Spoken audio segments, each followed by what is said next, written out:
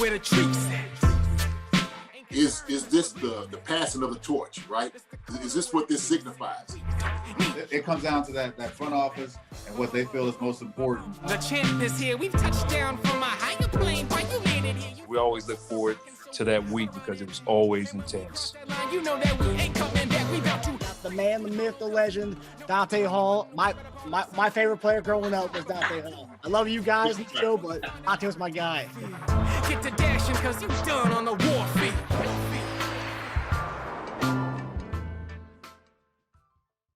This episode of Chief Concerns is brought to you by BetOnline.AG. BetOnline.AG is your number one source for all your basketball info, stats, news, and scores.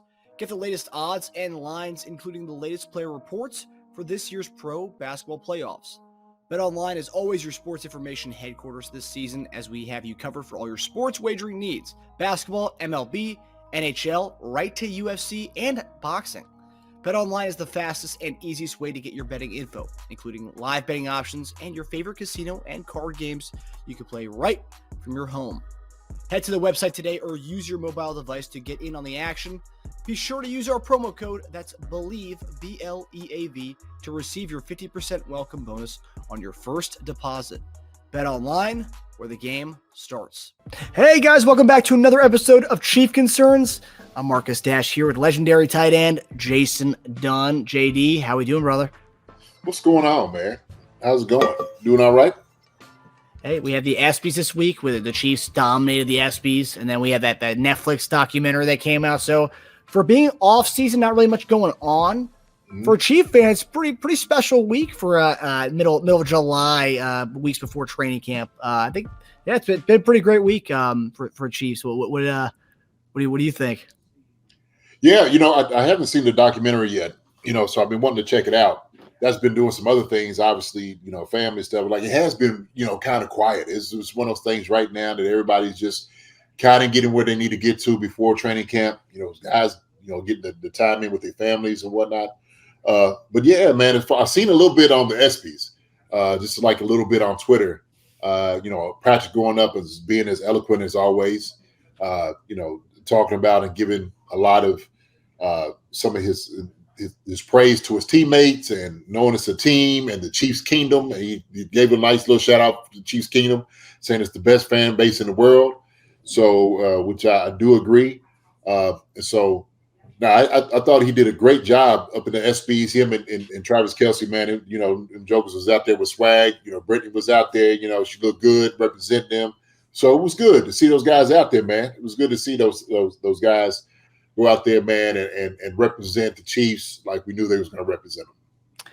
Yeah, for me, the biggest takeaway from the ESPYs was obviously Mahomes winning best NFL player, then winning athlete of the year, and then the Chiefs won best team. They beat a lot of good squads. But the cool thing about that, the ones who received the award was Kelce, Mahomes, Chris Jones, and Pacheco was up there, I believe. But Chris Jones being able to talk about being with the Chiefs and all this stuff, I was like, okay. Remember, he wasn't at the ring ceremony. Everyone thought that was weird. And obviously he has the whole contract extension situation going on. So him being there, maybe a sign of things to come. Quinn Williams got his contract today. So maybe Chris Jones being there last night, maybe it is a sign that things are being worked out and or right around the time period that Brett Veach said this would happen. So I thought that was really cool that Chris Jones was there and he had to say a lot of good things about being with the Kansas City Chiefs, the organization. No, man, sure, that's awesome. I mean, and rightly so, rightly as he should. I don't think there'd be anything bad he would say about the organization, right? He came here and he cut his teeth, and we've had him, and he's been an absolute joy and an incredible player for us. And so we have the same type of love for Chris Jones that he has for the Chiefs. And so I think these things of being here representing that. I think sometimes when people that was the. Did you hear that? Yeah, I can hear it.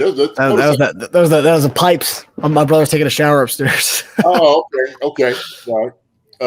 But no, I think him just going out there and representing and knowing that he's looking to be a Chief for a very long time, if not for his entire career, and it should be so.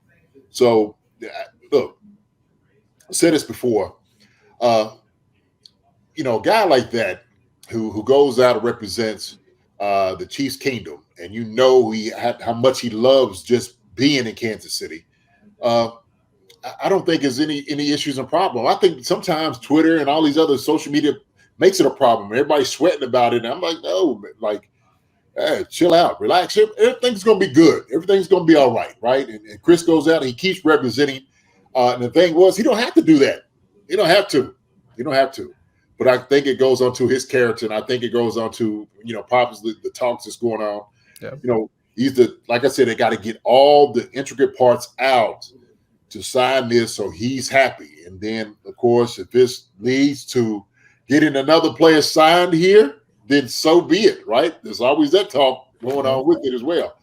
So, but no, man, it's a good thing just to celebrate, man. See big fella out there, giving the business out there and giving the due praise as you should.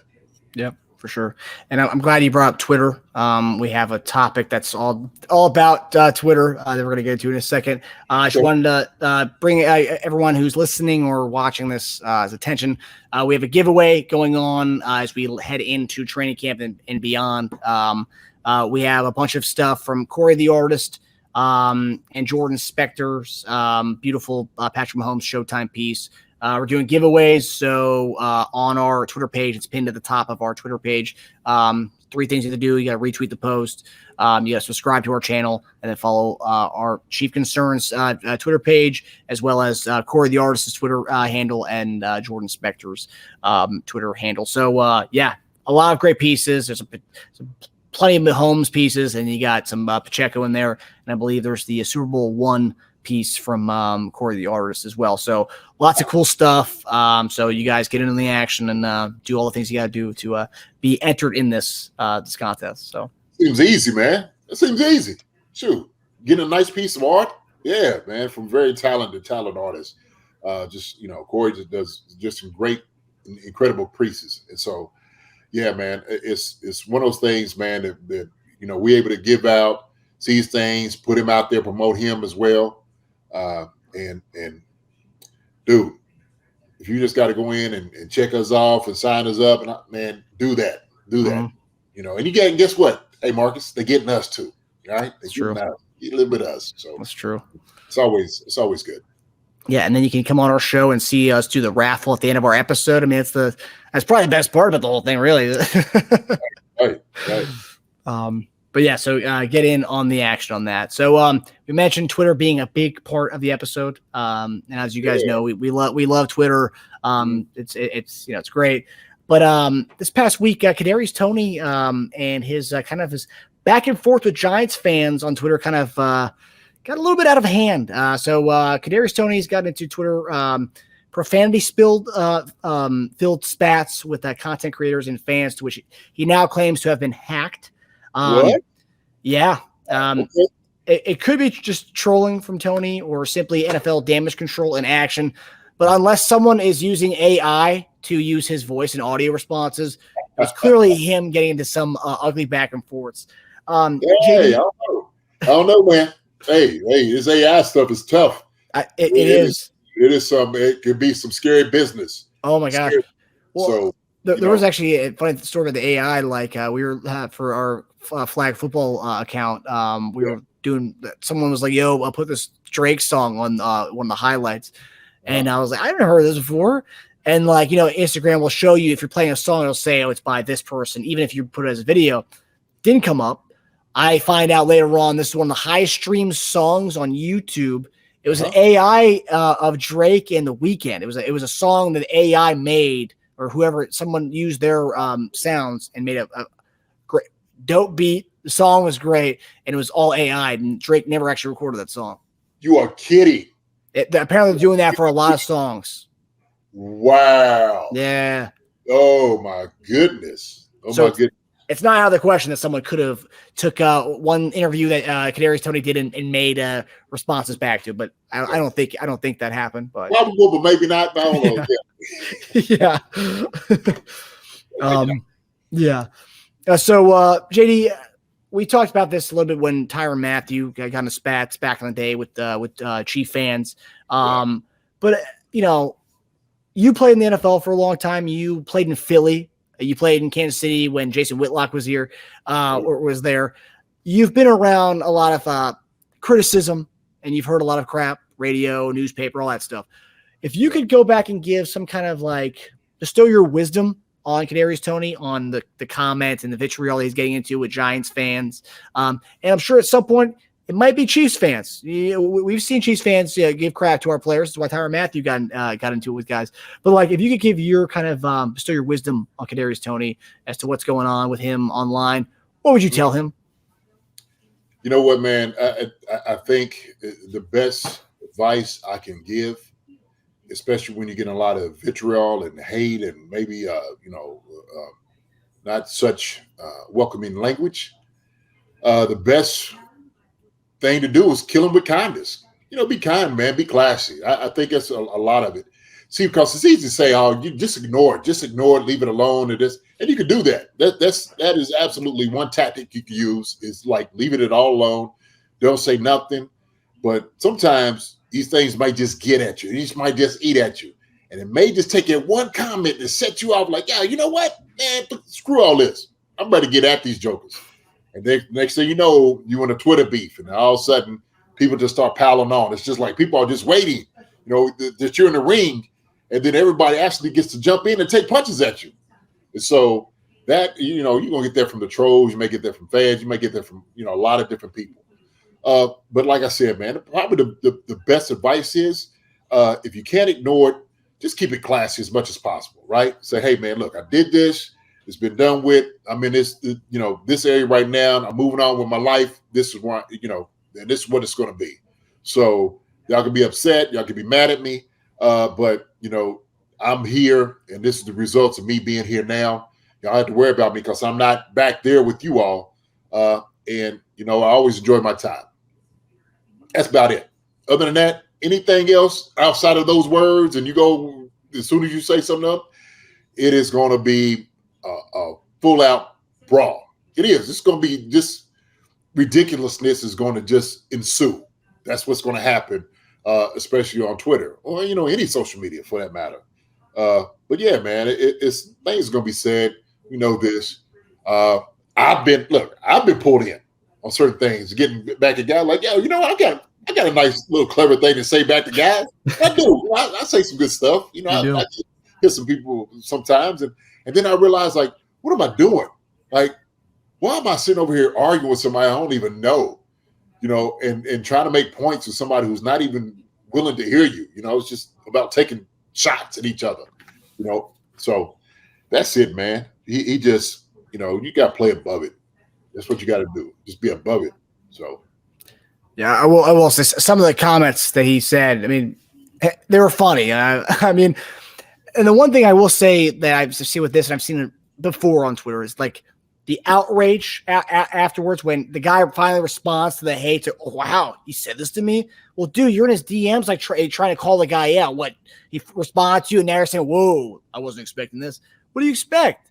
Right. What? You're calling out the guy. You don't know the guy. You never played in the NFL. You never played receiver in the NFL. You didn't know his situation with the Giants. You may be a Giants fan, but you didn't know his situation. But yeah, when he comes back at you, you don't like what he has to say. Well, sorry, you opened the floodgates. He would have never messaged you had you never done that in the first place. So the crying fans, the BS, I can't stand that because it's you approached him. Yeah. And the thing is, you can't start all of a sudden, oh my gosh, why are you jumping on me? Well, you started this thing, okay? Yeah. And I'm gonna finish it. How about that? Yeah. Like I said before, when you start getting into that dance with someone who's not even willing to hear what you got to say, and then all of a sudden they feign oh my God, I can't believe you're coming at me saying these things. Well, shoot, what am I supposed to do? Best thing, man, just stay classy with it. And that's how I do when I look at comments. And you know what I can't stand the most is sometimes when I feel the ignorance and arrogance of what people may say about others. It's wait a minute, hold on. I'm not going to let you talk about my boy. You know what I'm saying? If you can say something and I'm oh, yo, take it easy, okay? We all trying to be good people on here. Most times that's what we're trying to do. We're trying to be with our fans and whatnot and have a good interaction. But sometimes it may just go south. And then you just got to feel like, okay, I'm gonna pull this sucker out of my back pocket. I got something for you. How about that? But yeah, man, it's almost a losing situation. It most is. So, just be classy, man. Daggone. Look, it'll never end. It'll never end. Because you know what ended up happening? Somebody bring it up in 2 months. They'll screenshot it and they're waiting just to pounce on it again, and something happens. Yeah. Oh, look what you said here, and we suck, and there it is, right? Yeah. Because let's say he has a bad start to the season. Right. We're gonna get to his play for a little bit in a little bit, but like let's say he's a bad start to the season. Giants fans, oh yeah, remember when Tony said this, and like you know. Yeah, I told you so. I told you what you was getting. See, you didn't know, and I was man. Look, don't even play that. Yeah. So it's good to read the comments and maybe don't. Right? Mm-hmm. You got to take. I say that, man. You got to take criticism and praise the same with a grain of salt. Thank you for that comment. Thank you for that comment. Or screw you for that comment. Screw you for whatever. You know. But don't let people push your buttons, man. Because you got professional button pushers out here, habitual line steppers. You know, what Chappelle used to say. Or Charlie Murphy used to say on Dave Chappelle, habitual line stepper. So these people out here, man, and that's what they live for. They get energy off of that. So yeah.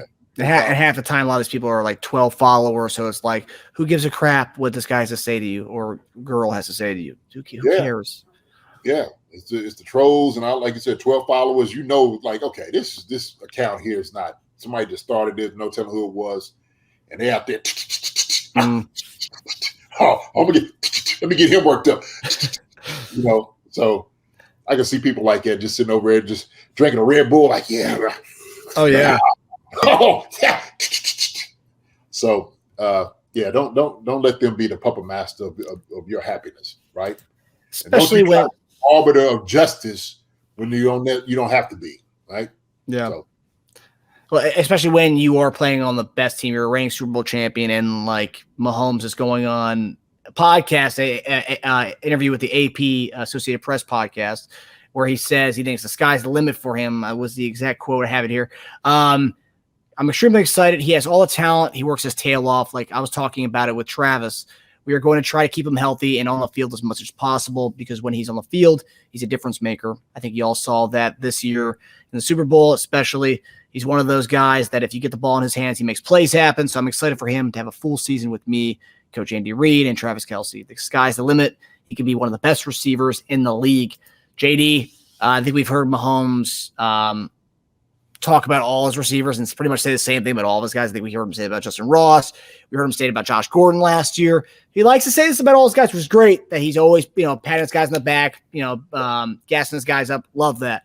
What do you think about what he has to say about Kadarius Toney? Do you think he can be? I mean, he was a first-round pick. Do you think he'd be one of the best receivers in the league? Yeah, he's got the potential to be, one of the better receivers in the league, no doubt. And so the thing is, he's shown his explosiveness. Like the things he's able to do, make guys miss and step. He's a special talent. He's a special talent. He definitely has wide receiver 1 written all over him. Right? He's a first-round pick for a reason. And so when you see what he's able to do, make guys miss, athletic, ability and savant. Hey man, shoot, Patrick Mahomes is just giving the praise because it's true, right? And you can tell when somebody's giving you some BS and all, because we see it too. Like, okay, all right, well, okay, Pat, you put it on a little bit, right? You pat a little bit on the back here, you spring it a little bit more. But I don't think it's the case with him. I don't think it's that at all. I think Kadarius Toney has that ability, man, to be a game changer. And so, barring that he stays healthy this year, we're going to be seeing a lot of that. We're going to see a lot of that happening. And I'm excited, man. I'm excited for it. Yeah. I mean, look, he was a number 1 receiver. He was a first-round pick. He was a guy who was supposed to be the next Tyreek Hill. That was what everyone said when the Giants drafted. Oh, here we go. Next Tyreek Hill is going to New York.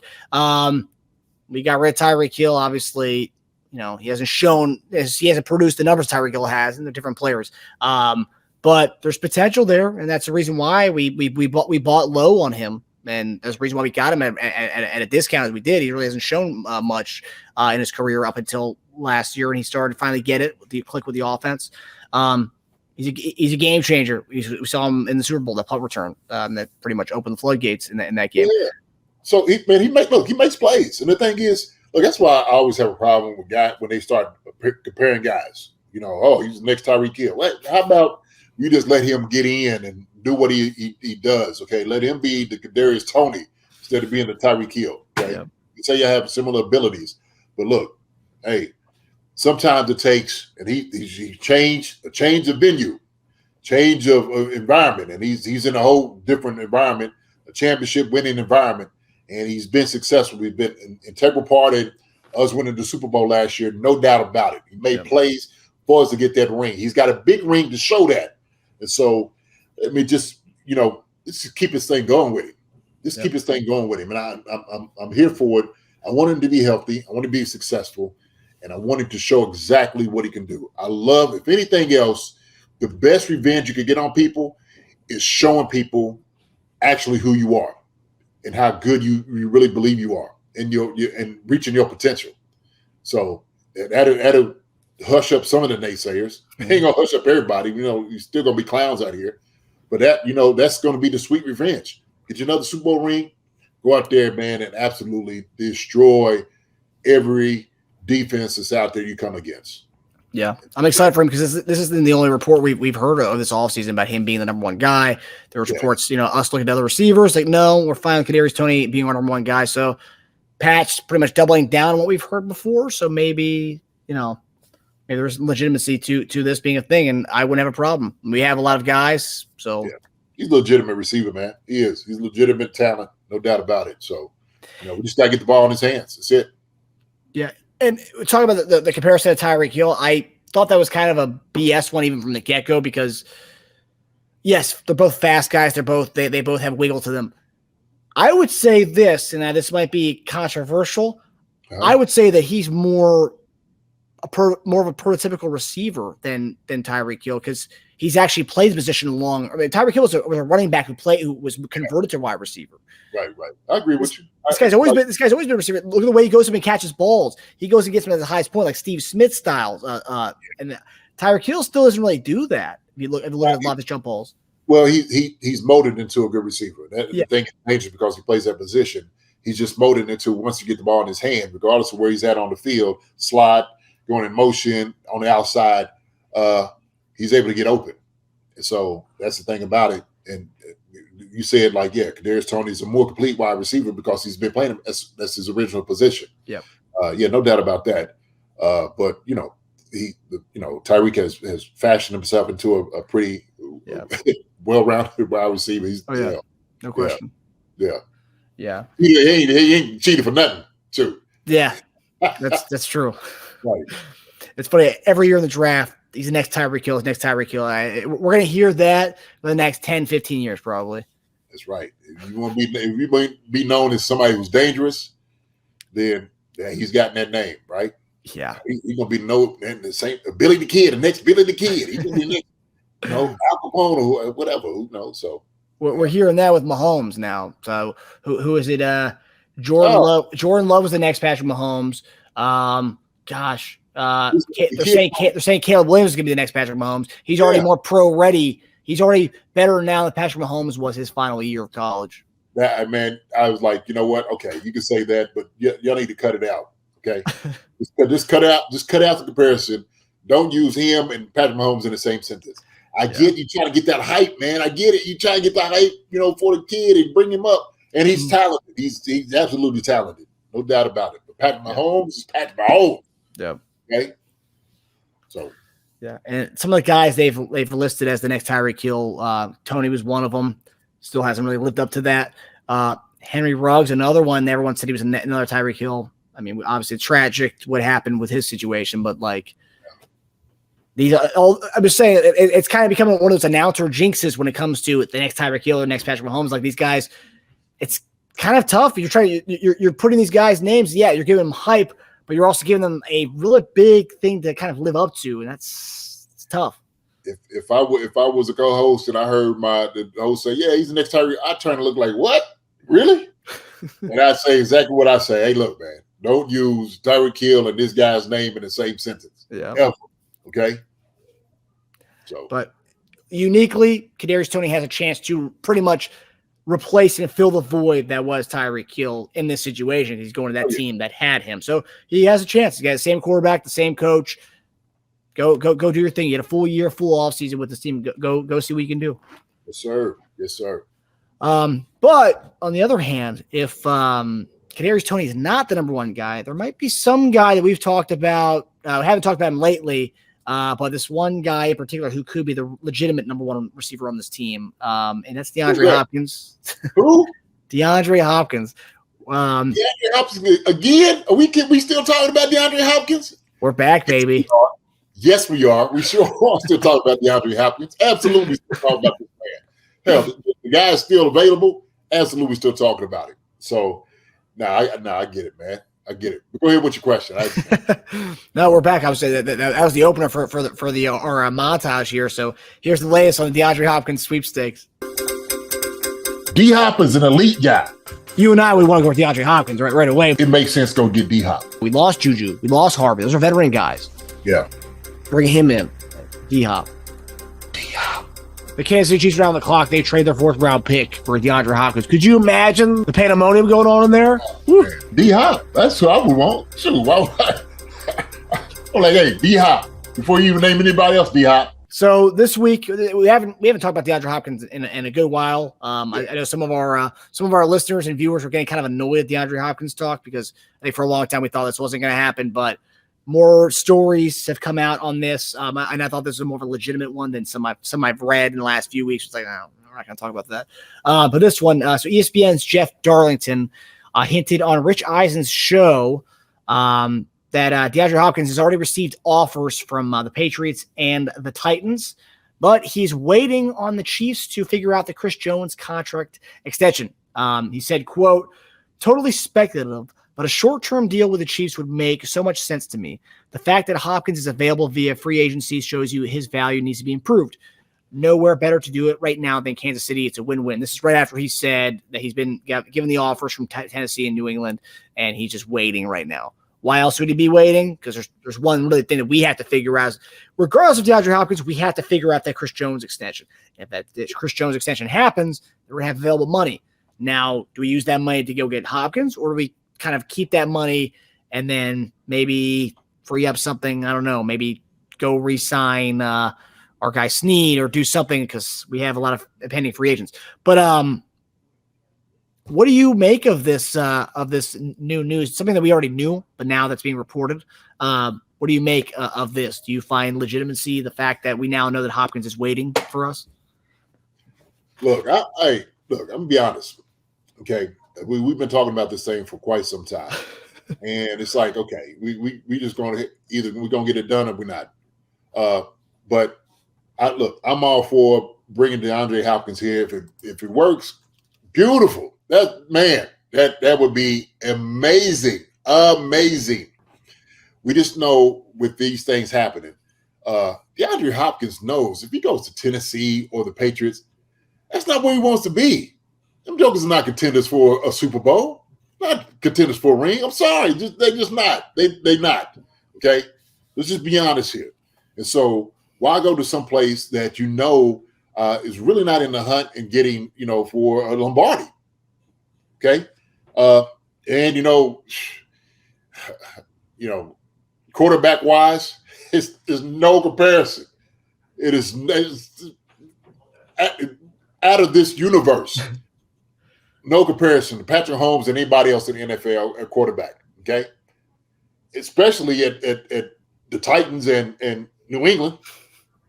So, man, go where the winners are. I think DeAndre Hopkins, man, is starting building some rapport, relationships with guys. Travis Kelce has said things about DeAndre Hopkins. Chris Jones, everybody's talked about DeAndre Hopkins.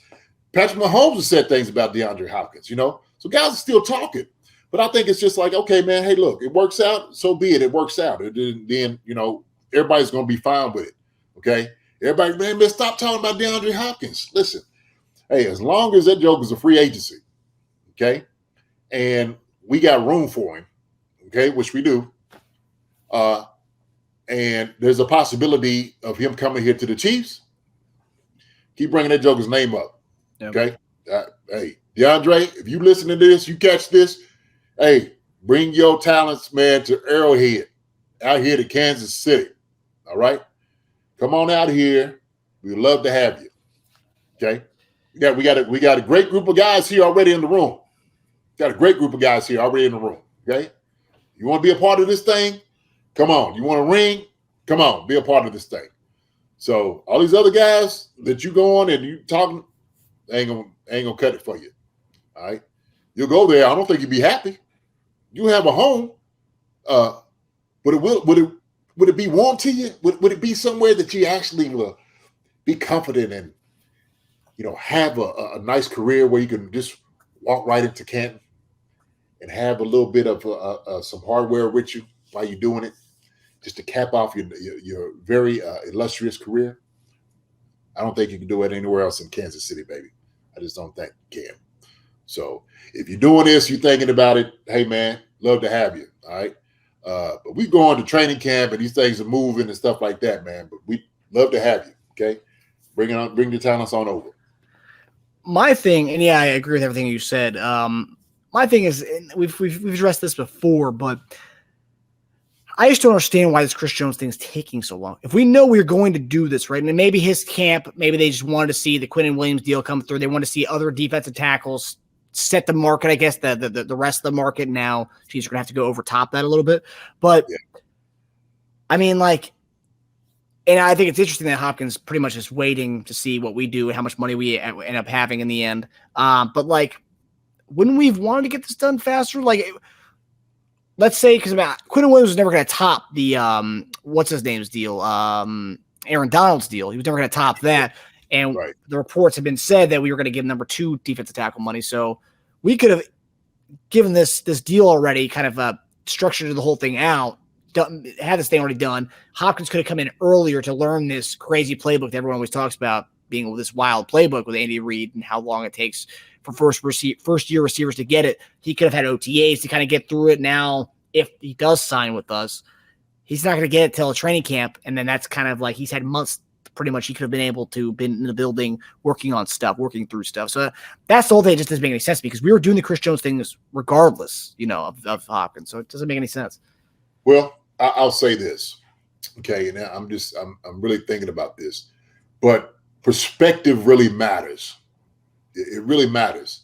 And the reason I say that is because as a player, I've had guys that, didn't get signed until training camp, okay, and had long contracts and wanted to get signed.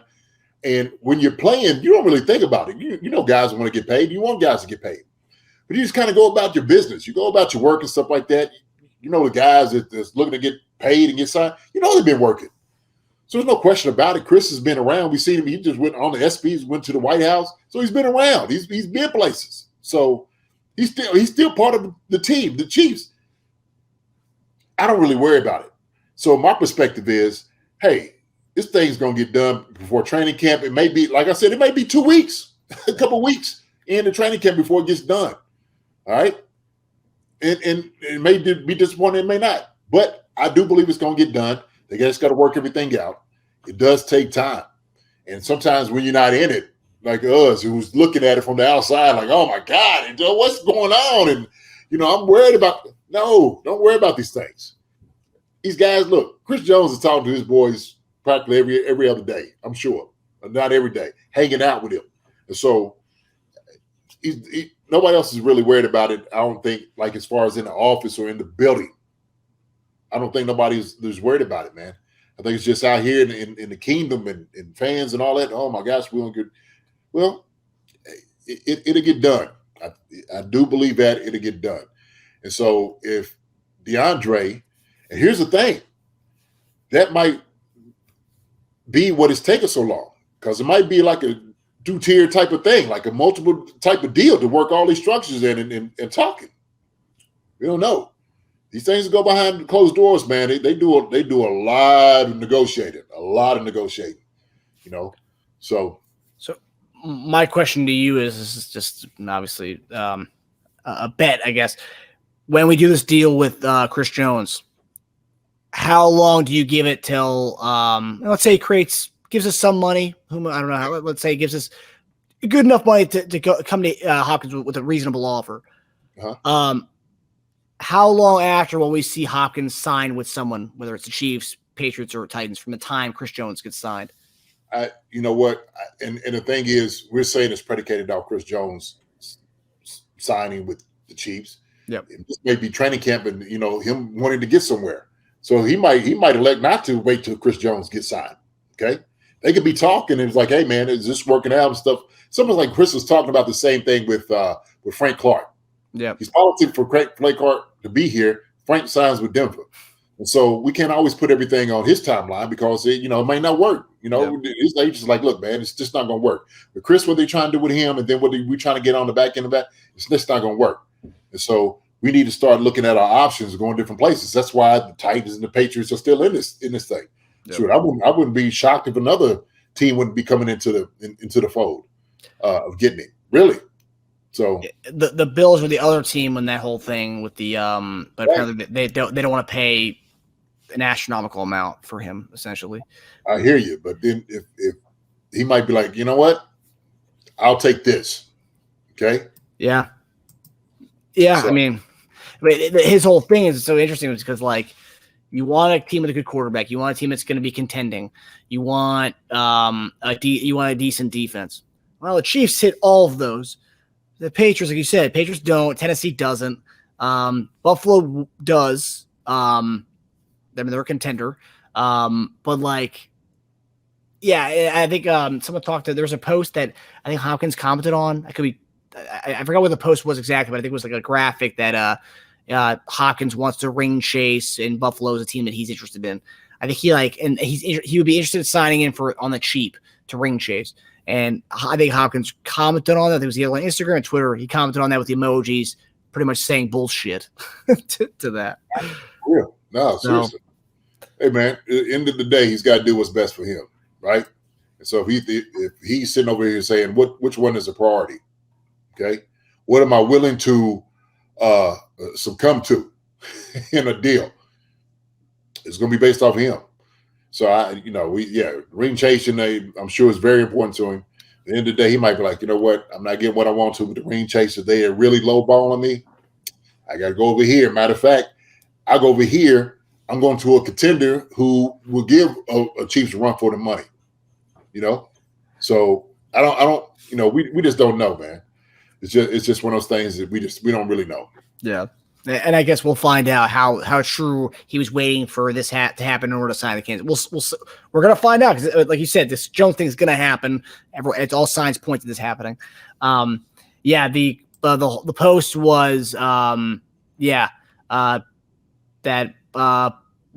he'd be open to signing with the Bills to ring chase, and he put the emojis of bullshit as a comment to that.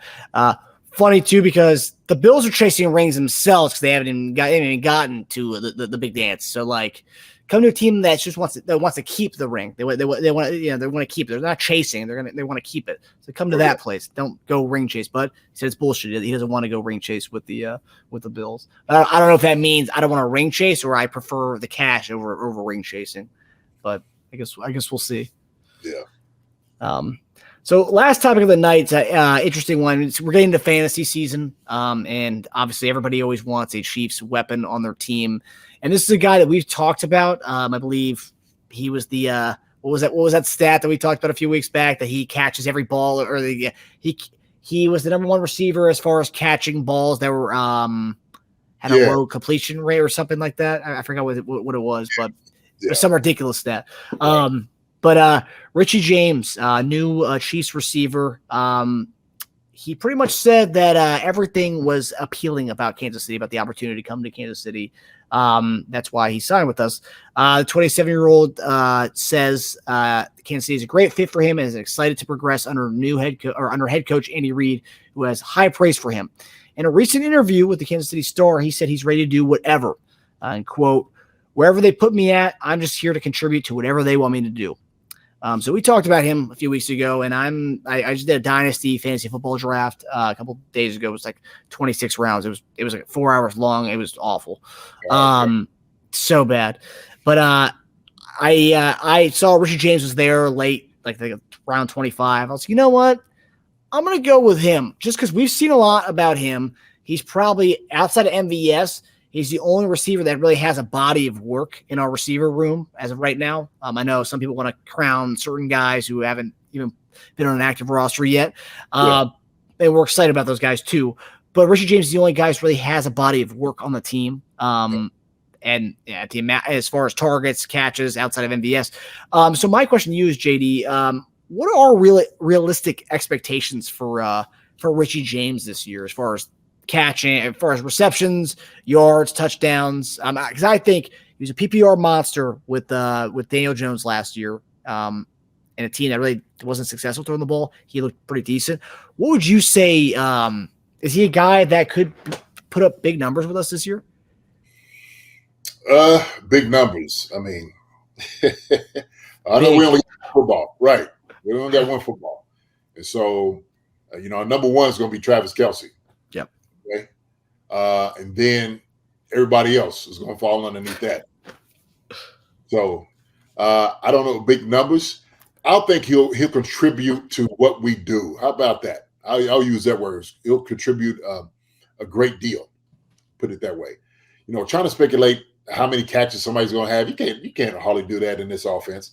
We're looking for Kadarius Toney to be number one, and if he's able to do that, number one here could be, 70 balls, 60 balls. It depends on how they distribute the balls out. MVS was going to get some balls around here. We know Skyy Moore's going to get some balls around here. We know if Rook going to come in and get some work, possibly. And so, when we're talking about Richie James has a skill set that could do a lot more. Like you said, it's, PPR, but he's able to get punt returns, kickoff returns. He's going to be able to get a lot of things that we do well, okay, that we ask for him to do. He fits that mold of what Andy's asking in his offense to be. Slot receiver, reverse guy, come in motion, go back out. He's double move guy. Like you said, man, he's been a solid guy in the league for the past couple of years in his receiving, right? And so he'll bring that here. He's going to bring that here, and he's happy. He's happy about it. I think he's very excited about playing with Patrick Mahomes and being with Andy Reid because he knows he fits his skill set. He knows he's like, man, shoot, this is exactly what I've been looking for. So, look. I don't doubt he's going to make the roster. I don't doubt he's going to be one of the guys that's going to contribute to what we do to be successful. And he's going to shock you. He's going to shock you. He's going to shock a lot of different people who just don't believe that he's going to make the squad. I think differently. I think he fits exactly what we do. Like you said, he's been a solid guy for a number of years, and he had Daniel Jones throwing the football.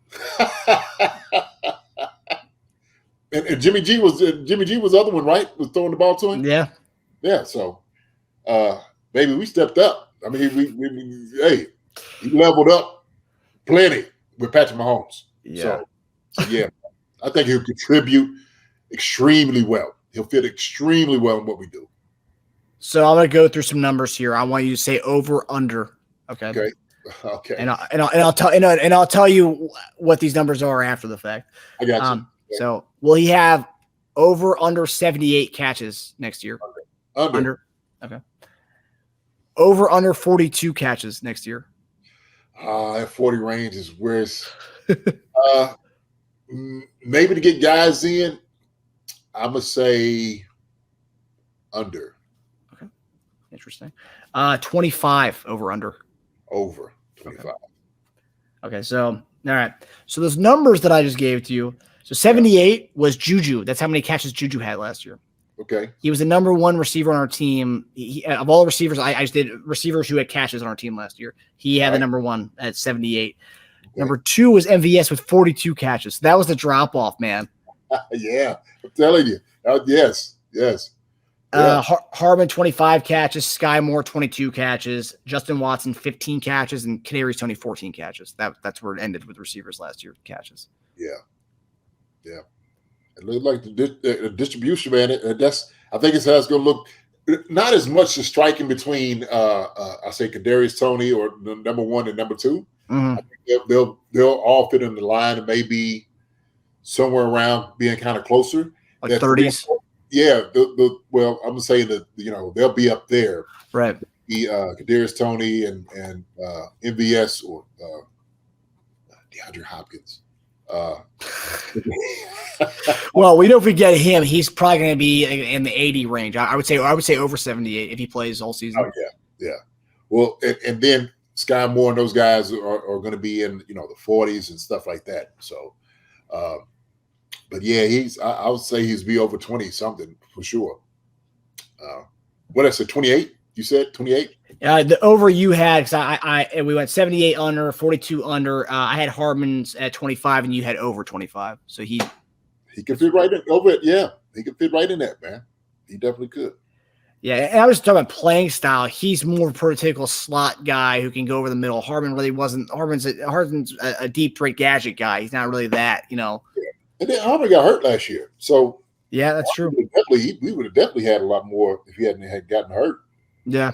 Well, and that's where McKinnon stepped up in the receiving game too. I mean, that helped. Yeah, but I don't think we're gonna. We'll have some guys catching balls out of the backfield, but not probably like it was last year. So that's what we got. All the skill guys that we got in. So we got those guys. So man, so based on catches, our fifth most person with the fifth most receptions on our team last year was Noah Gray with 28. That was fifth most. Okay, how many total receptions were there? Oh, receptions. There were 435 receptions. Okay. Kelce had 110 of those. Okay. Yeah. McKinnon was third on our team with 56 catches last year. Ooh. Yeah. Yeah, man. And I could see that being around the same this year, if not more. If CH is having a lesser role. If we're going into the season, because with the way the season ended, McKinnon was getting what CH was getting at the beginning of the season. Because remember, CH was getting a lot of catches. Yeah, he was. 5 receiving touchdowns the first 3 games or something like that. Yeah. But I think we got more guys suited for what we do. So we may just, get those guys moving out of the backfield. Andy, that's the thing about it. Put guys in different formations and,